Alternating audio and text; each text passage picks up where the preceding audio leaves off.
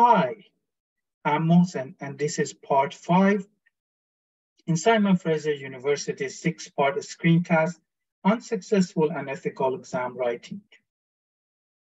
In this part, I will give you some strategies for answering essay and short answer questions, information on how to prepare for tests, whether short answer, essay, or another format is covered in part 1 of this series, and part 3 reminds you to answer easy questions first, leaving ones you find difficult until later.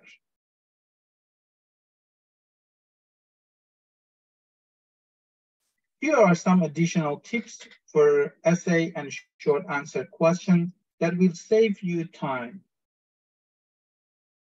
Write quickly and keep it simple. Focus on the content instead of your writing, because that's what the person marking will focus on. Trying to sound academic or worrying about a spelling or grammar will just slow you down.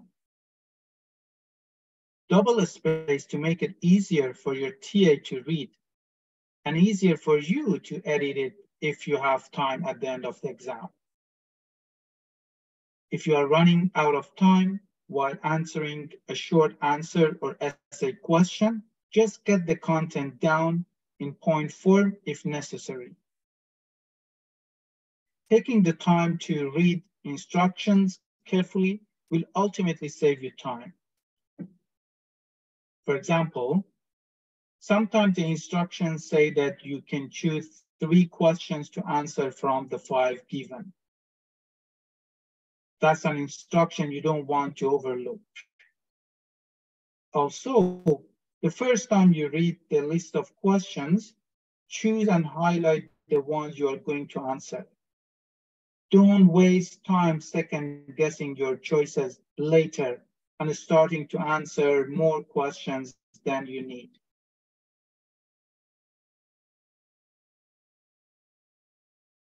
Speaking of reading instructions carefully, you also want to highlight key words in exam questions, such as the number of examples that the instructor wants you to give, or the specific prompts or action word the professor wants you to do, such as compare and contrast, demonstrate, analyze, comment on, or evaluate.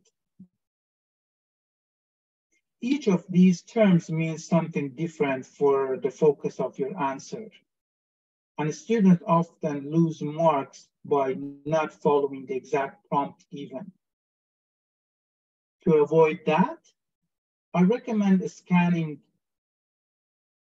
the QR code to learn about the meaning of common action words in essay and short answer questions.